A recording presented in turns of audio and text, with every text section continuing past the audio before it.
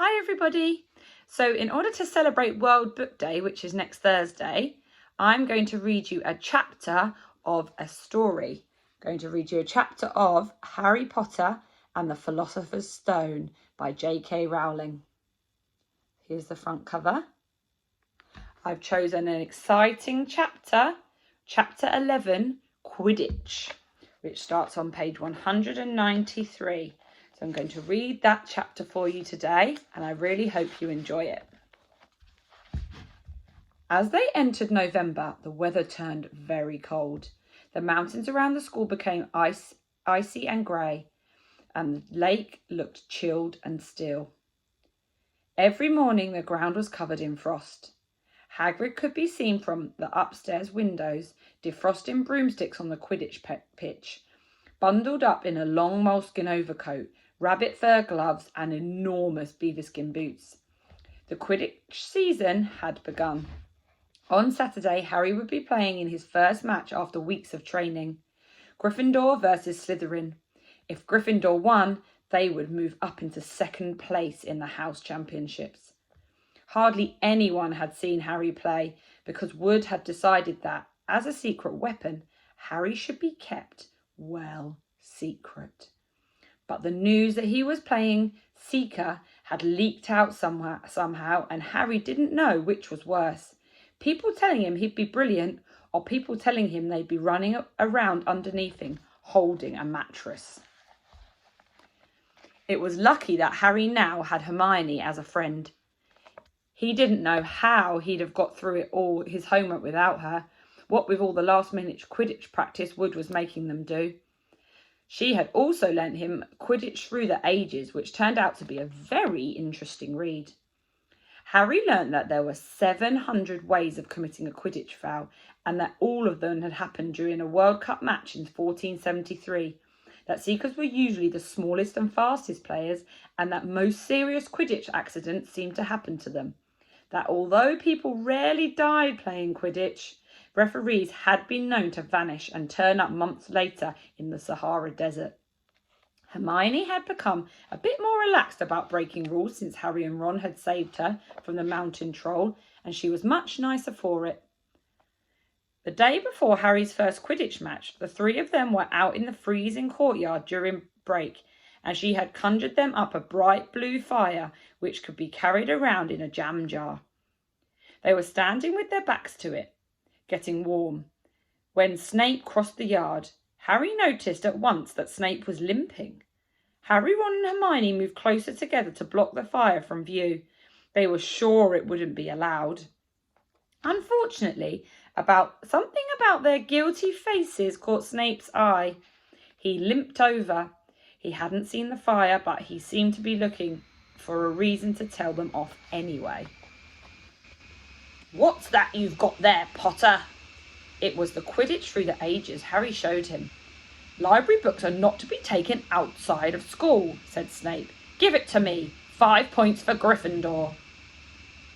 "He's just made that rule up," Harry muttered angrily as Snape limped away. "Wonder what's wrong with his leg." "Dunno, but I hope it's really hurting him," said Ron bitterly. The Gryffindor common room was very noisy that evening. Harry, Ron and Hermione sat together next to a window. Hermione was checking Harry and Ron's charms homework for them. She would never let them copy. How will you learn? But by asking her to read it through, they got to check the answers anyway. Harry felt restless. He wanted Quidditch Through the Ages back, to take his mind off his nerves about tomorrow. Why should he be afraid of Snape? Getting up, he told Ron and Hermione he was going to ask Snape if he could have it back. "Rather you than me," they said together, but Harry had an idea that Snape wouldn't refuse if there were other teachers listening. He made his way down to the staff room and knocked. There was no answer. He knocked again. Nothing.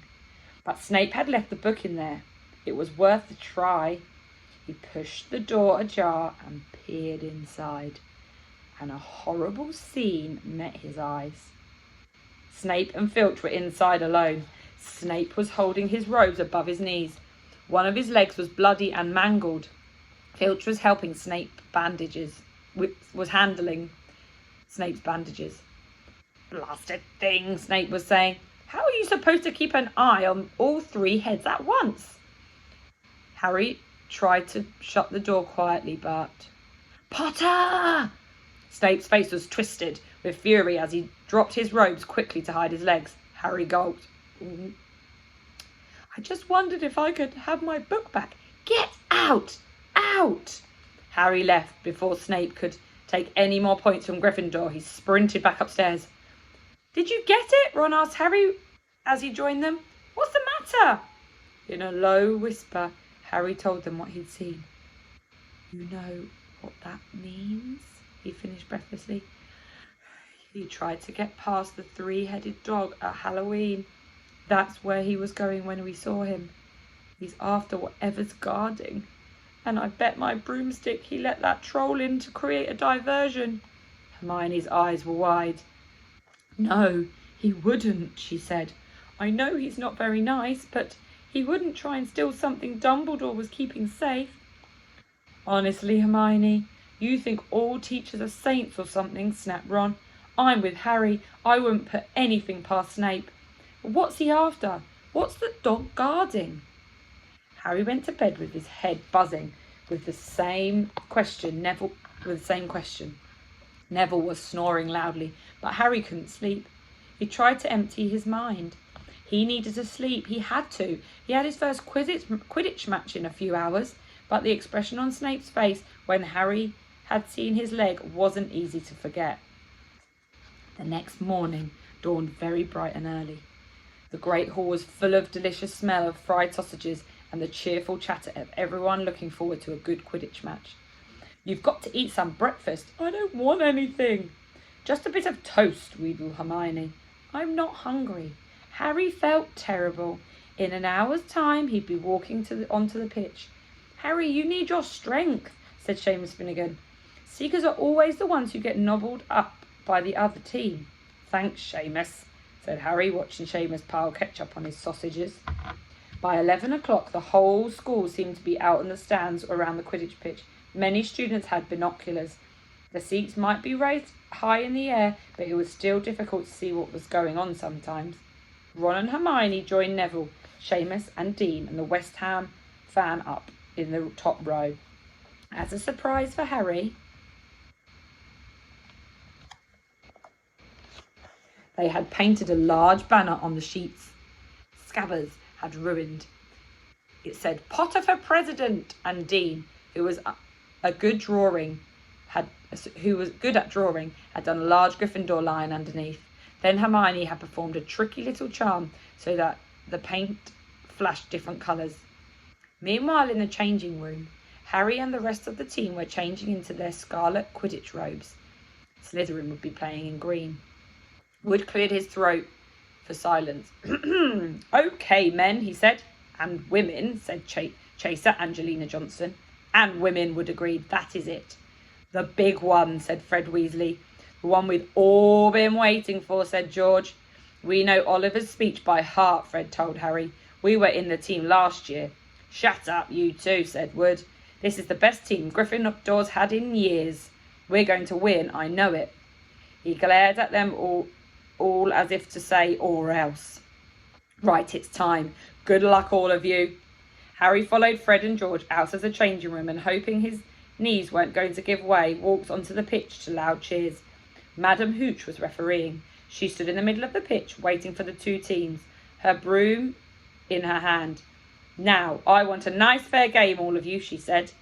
Once they're all gathered around her, Harry noticed that they seemed to be speaking particularly to the Slytherin captain, Marcus Flint, a 5th year.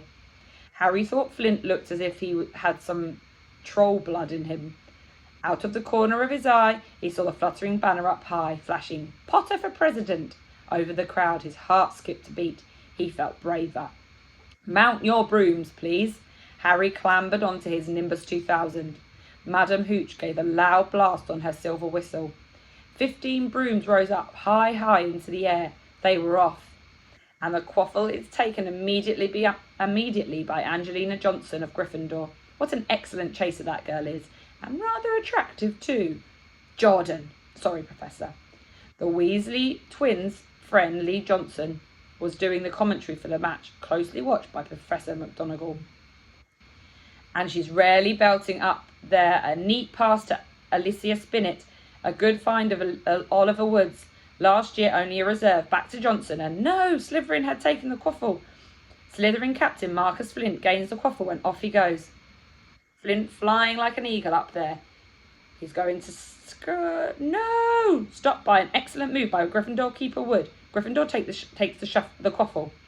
That's Chaser Katie Bell of Gryffindor there. Nice drive around Flint, off up the field, and ouch! That must have hurt. Hit him on the back of the head by Bludger. Quaffle taken by Slytherin. That's Adrian.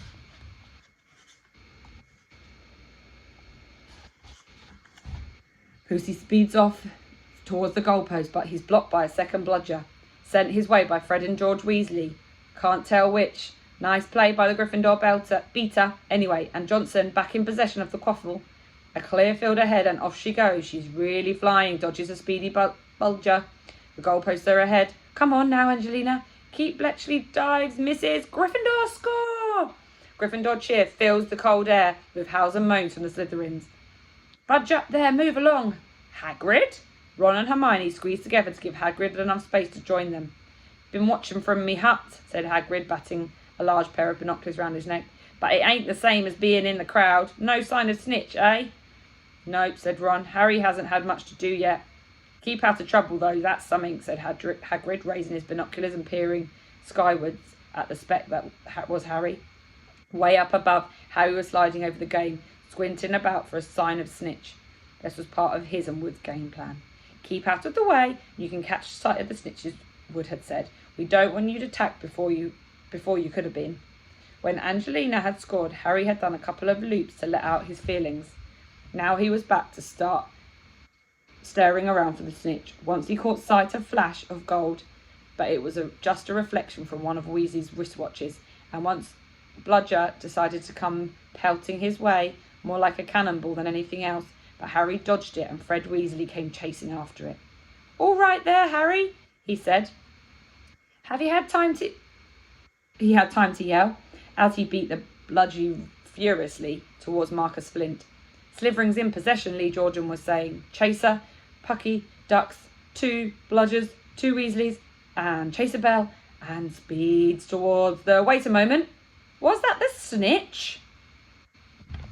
There we go. And then you'll find out more that happens if you can read a little bit more of the story. Harry Potter and the Philosopher's Stone. Thank you very much for listening. I hope you enjoyed it. And we look forward to hearing all of the stories that you've been reading.